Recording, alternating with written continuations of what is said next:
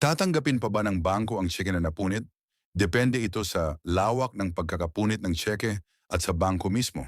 Narito ang ilang karaniwang patakaran. Maaaring tanggapin ng bangko ang tseke kung bahagyang napunit lang at buo pa rin ang account number pet sa halaga, in figures and in words. Pirma ng issuer, pangalan ng payi, MICR code, yung black strip sa ibaba ng tseke.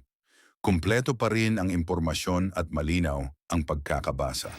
Maaaring hindi tanggapin kung malaki ang punit at naapektuhan ang critical na impormasyon. Hindi na mabasa ang pirma o halaga.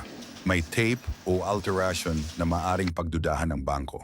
Anong dapat gawin? Uno, dalhin pa rin ang tseke sa bangko para masuri ng teller. Dalawa, magdala ng valid ID at ipaliwanag ang sitwasyon. Tatlo, kung hindi tatanggapin, ipabalik mo sa nag-issue at humiling ng panibagong tseke.